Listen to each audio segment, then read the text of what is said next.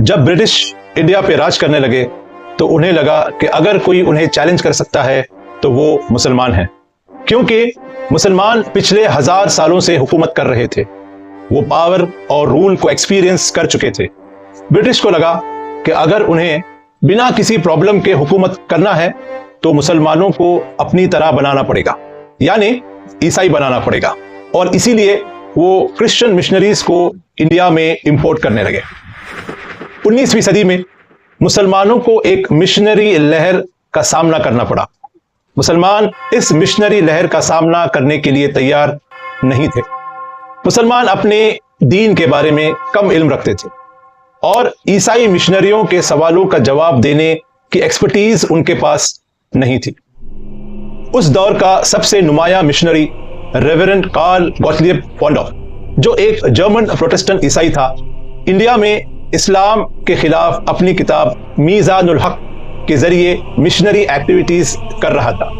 ایسے میں ضرورت تھی کہ مسلمان اسلام کو ڈیفینڈ کریں اور جواب دیں، مگر زیادہ تر مسلمان عیسائیت اور بائبل کے متعلق گہری سمجھ نہیں رکھتے تھے، اسی لیے کوئی ٹھیک جواب نہیں دیا جا سکا جب تک مولانا رحمت اللہ کیرانوی منظر پر نہیں آئے۔ انہوں نے فونڈر کی کتاب کے جواب میں اظہار الحق لکھی۔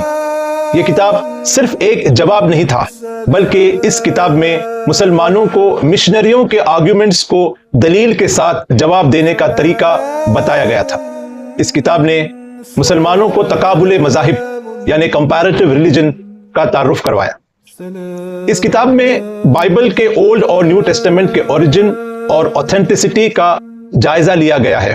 بائبل میں پائی جانے والی کانٹرڈکشنز کو ہائی لائٹ کیا گیا ہے جو کہ بائبل کے ڈیوائن ہونے پر سوال اٹھاتے ہیں۔ اظہار الحق نے نہ صرف ڈائیلاگ کا انداز بدلا بلکہ مسلمانوں کو اپنے دین پر یقین اور کانفیڈنس دیا۔ اس کے نتیجے میں مسلمانوں نے بائبل کو اسٹڈی کیا اور پبلک ڈیبیٹس میں عیسائی مشنریوں کا سامنا کیا۔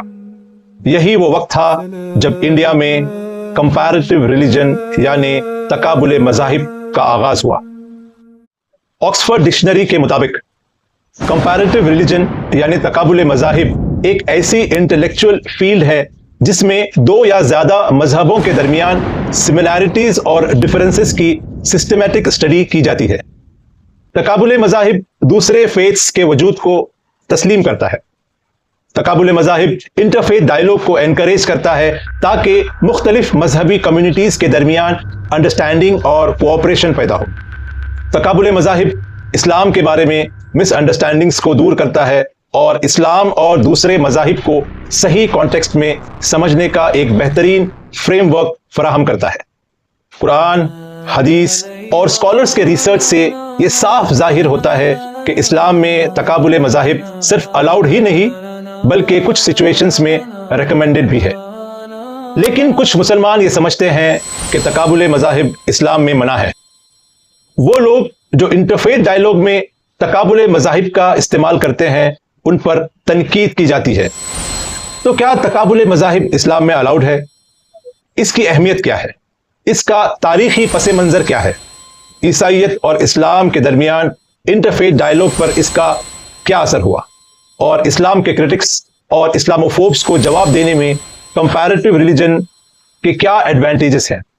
تو آئیے اینالائز کرتے ہیں اور سوال کا جواب ڈھونڈتے ہیں، وائی ناٹ کمپیریٹیو ریلیجن؟ تقابل مذاہب کیوں نہیں؟ انٹرفیتھ ڈائیلاگ کا مقصد ایک دوسرے کے مذہب اور کلچر کو سمجھنا اور بھائی چارے کے لیے اس میں کامن گراؤنڈز ڈھونڈنا ہے۔ ایک اور مقصد یہ ہے کہ ایک دوسرے کو سمجھا جائے، غلط فہمیاں دور کیے جائیں اور سچائی تک پہنچا جائے۔ کمپیریٹیو ریلیجن کا استعمال مسلمانوں نے ہمیشہ کیا ہے، لیکن کچھ لوگ اسے بدعت یا حرام کہہ کر لوگوں کو کنفیوز کرتے ہیں۔ کچھ مسلمان یہ سمجھتے ہیں کہ دوسرے مذہبوں کی کتابوں جیسے بائبل سے کوٹ کرنا بدعت ہے، چاہے مقصد ڈسکشن ہو یا انٹرفیتھ ڈائیلاگ ہو۔ وہ لوگ اکثر ایک حدیث کا حوالہ دیتے ہیں۔ حضرت عمر رضی اللہ عنہ نے پروفیٹ محمد کے پاس توراہ کی ایک کاپی لائے اور پڑھنا شروع کیا۔ نبی کا چہرہ بدل گیا۔ عمر رضی اللہ عنہ نے فوراً توبہ کی प्रोफेट मोहम्मद ने कहा कि अगर मूसा अलैहिस्सलाम भी इस वक्त जिंदा होते तो उनको भी मुझे ही फॉलो करना पड़ता, मेरी लाई हुई शरीयत पे अमल करना पड़ता। प्रोफेट मोहम्मद का गुस्सा इस बात पे था कि तौरा को गाइडेंस के लिए पढ़ा जा रहा था जबकि कुरान नाजिल हो चुका था। यह हदीत उन लोगों के लिए है जो कुरान के बावजूद दूसरी किताबों से हिदायत लेना चाहते हैं। आज जब कोई बाइबल को पढ़ता है तो सिर्फ डिस्कशन और डायलॉग के लिए रेफर करता है, न कि हिदायत के लिए। कुरान और सुन्ना ही आखिरी और मुकम्मल हिदायत है। अल्लाह सुब्हानहू तआला फरमाते हैं सूरा अल-अनकबूत में चैप्टर नंबर 29 वर्स नंबर 51 में, क्या उनके लिए ये काफ़ी नहीं कि हमने तुम पे ये किताब यानी कुरान नाजिल की जो उन्हें सुनाई जा रही है। अल्लाह ताला फरमाते हैं कुरान में सूरा आल इमरान में सूरा नंबर 3 आयत नंबर 64 में, कुल या अहलल किताब तालो इला कलिमतिन सवाइन बैनना व बैनकुम, ऐ अहले किताब आओ एक ऐसी बात की तरफ जो हमारे और तुम्हारे दरमियान कॉमन है कि हम सिर्फ अल्लाह की इबादत करते हैं, उसके साथ किसी को शरीक नहीं ठहराते और हम में से कोई किसी को अल्लाह के सिवा रब नहीं बनाता। अगर वो इनकार करें तो कह दो गवाह रहो कि हम मुस्लिम हैं। ये आयत इंटरफेथ डायलॉग का बुनियादी उसूल देती है कि कॉमन पॉइंट्स पे बात करो, लेकिन अगर कॉमन पॉइंट्स पे बात करनी है तो दूसरे मजहबों की किताबों को पढ़ना पड़ेगा। सूरह बकरा में आता है सूरह नंबर 2 आयत नंबर 111 में अल्लाह ताला वो कहते हैं कि सिर्फ यहूद और नसारा ही जन्नत में जाएंगे, ये उनकी ख्वाहिशात हैं। कुल कहो हाथ बुरहानकुम इन कुंतुम सादिकीन, अपनी दलील लाओ, अपना सबूत पेश करो अगर तुम सच्चे हो। जब कोई आपको या आपके फेथ को गलत साबित करने के लिए किताब पेश करता है जैसे बाइबल, तो कुरान कहता है दलील लाओ, और जब दलील आ जाए तो उसका जायजा लेना भी जरूरी है। ये तकाबुल मज़ाहिब का कोर है, प्रूफ को समझना, एनालाइज करना और फिर जवाब देना। सूरह आल इमरान में आता है सूरह नंबर 3 आयत नंबर 93 में अल्लाह कहते हैं हर किस्म का खाना बनी इसराइल के लिए हलाल था सिवाय उसके जो उन्होंने खुद पर हराम कर लिया था तौरात के नाजिल होने से पहले। कहो तौरात लाओ और उसे पढ़कर सुनाओ अगर तुम सच्चे हो। यहाँ कुरान खुद तौरात का हवाला देने का हुक्म दे रहा है। मतलब ये कि अगर किसी मजहबी दावे को समझने के लिए या जवाब देने के लिए दूसरी किताब का मुताला जरूरी हो तो उसका इस्तेमाल जायज़ है। कंपैरेटिव रिलीजन यानी तकाबुल मज़ाहिब कुरान की रोशनी में अलाउड है अगर मकसद डायलॉग और डिस्कशन हो, जायज़ है अगर उनकी बात का जवाब देने के लिए किया जाए। आइए तकाबुल मज़ाहिब का हदीस के रोशनी में एनालिसिस करते हैं। सहीह बुखारी वॉल्यूम नंबर 8 हदीस नंबर 6819, नबी सल्लल्लाहु अलैहि वसल्लम के पास एक यहूदी मर्द और औरत को लाया जाता है जो जिना के जुर्म में पकड़े गए थे। अल्लाह के रसूल ने पूछा तुम्हारी किताब में इस जुर्म की क्या सज़ा है? तो यहूदियों ने कहा कि हमारे स्कॉलर्स ने चेहरा काला करना कहा है। अब्दुल्ला इब्न सलाम रजी अल्लाह अन्हु ने कहा उनसे कहो कि तौरात लाओ। जब तौरात लाई गई तो एक यहूदी ने रज्म यानी स्टोनिंग वाली आयत पर हाथ रख दिया। जब हाथ उठवाया गया तो आयत वाज़ेह थी, तो नबी ने दोनों को रज्म करने का हुक्म दिया। हमें क्या पता चलता है कि नबी ने तौरात का हवाला लेने से मना नहीं किया बल्कि दलील के लिए उसको रेफर किया। ये तकाबुल मज़ाहिब का प्रैक्टिकल एग्जाम्पल है। दूसरी हदीस सही अल बुखारी हदीस नंबर 3461, अल्लाह के रसूल ने फरमाया बल्लिगहु अन्नी वलो आया, मेरी बात लोगों तक पहुंचाओ चाहे एक आयत ही क्यों ना हो, और बनी इसराइल के वाक़ियात सुनाओ, इसमें कोई हर्ज नहीं। यानी हमें पता चलता है कि ज्यूज और क्रिश्चियंस की किताबों से उनके वाक़ियात अगर वो कुरान और हदीस के खिलाफ न हो तो सुनना और सुनाना जायज़ है। ये इंटरफेथ अंडरस्टैंडिंग का एक हिस्सा है। तफसीर इब्न कसीर के मुताबिक अब्दुल्ला इब्न अम्र रजी अल्लाह अन्हु के पास अहले किताब की 2 किताबें थी जो उन्होंने यरमुक के दिन साथ रखी थी। वो उन किताबों से बयान भी करते थे क्योंकि उन्होंने नबी की हदीस से ये समझा कि ये अमल जायज़ है। तकाबुल मज़ाहिब और बनी इसराइल के वाक़ियात के बारे में शेख इब्न तैमिया रहमुल्लाह का नुक्ते नज़र क्या था? اس کا ذکر ملتا ہے مجموع الفتاوی والیوم نمبر 7 پارٹ 13 پیج 196-197 اور تفسیر ابن کثیر والیوم نمبر 1 پیج نمبر 31۔ ابن تیمیہ نے اسرائیلی روایات یعنی بنی اسرائیل کے واقعات اور ان کی کتابوں سے آئی ہوئی باتیں ان کے متعلق 3 قسمیں بیان کی ہے۔ پہلی قسم وہ روایت جو اسلام کی دلیلوں سے تصدیق شدہ ہے۔ دوسری قسم وہ روایت جو اسلام کے دلیلوں کے خلاف ہے۔ اگر کوئی بات قرآن یا حدیث کے خلاف ہو تو اسے جھوٹا سمجھا جا سکتا ہے۔ تیسری قسم وہ روایات جن کو نہ کنفرم کیا جا سکتا ہے نہ ریجیکٹ کیا جا سکتا ہے، ایسے واقعات جن کے بارے میں قرآن یا حدیث میں کچھ نہیں ملتا، نہ ان کی تصدیق نہ تکذیب۔ اس کے بارے میں انسٹرکشن ہے کہ انہیں نہ تو کنفرم کرنا ہے نہ جھٹلانا ہے، لیکن اگر ڈسکشن یا ڈیبیٹس کے لیے سنایا جائے تو جائز ہے۔ تو پتہ یہ چلتا ہے کہ ابن تیمیہ رحمہ اللہ نے کمپیریٹیو ریلیجن کو ریجیکٹ نہیں کیا، بلکہ اس کے لیے حکمت اور پریکاشنز کا طریقہ بتایا۔ ہمیں یہ بھی پتہ چلا کہ ایسے لوگ جو قرآن اور سنہ کے علوم کو جانتے ہیں وہ دلیل کے لیے دوسری کتابوں کو ریفر کر سکتے ہیں، لیکن یاد رہے کہ عام لوگوں کے ریفرنس کے لیے ان کتابوں کو اسٹڈی کرنا منع ہے تاکہ وہ کنفیوز نہ ہو جائیں۔ تقابل مذاہب اسلام میں جائز ہی نہیں بلکہ کچھ سچویشنز میں ریکمینڈڈ بھی ہے۔ جو لوگ تقابل مذاہب کا استعمال کر کے حق کو ثابت اور جھوٹ کا رد کرتے ہیں وہ ایک اہم شرعی مقصد کو پورا کر رہے ہیں۔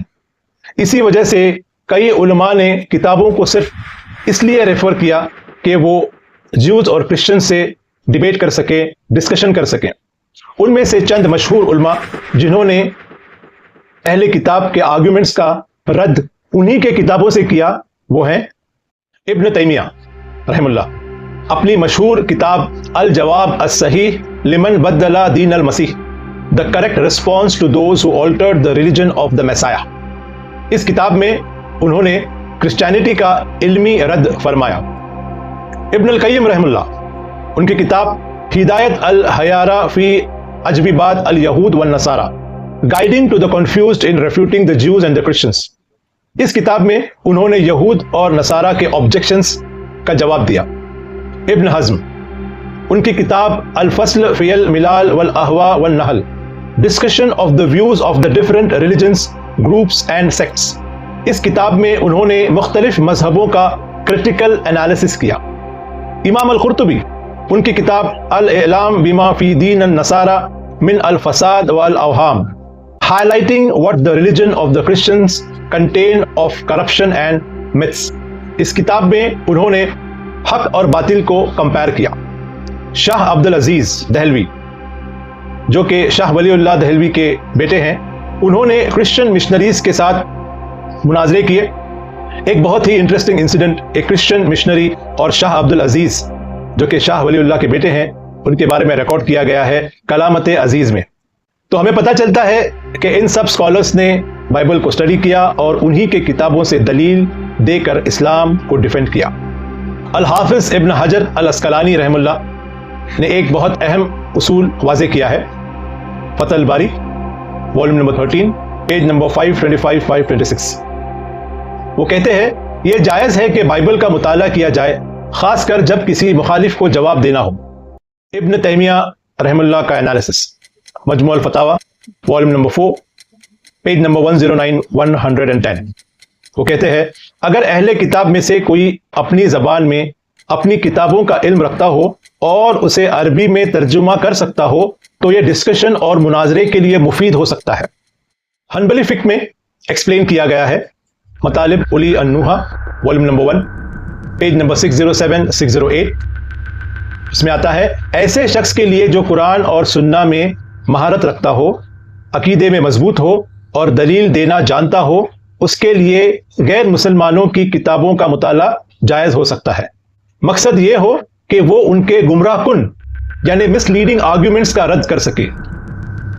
شیخ ابن باز کا انالیسس، اگر کوئی اسکالر اسلام کا گہرا علم رکھتا ہو تو اس کے لیے بائبل کا مطالعہ جائز ہے۔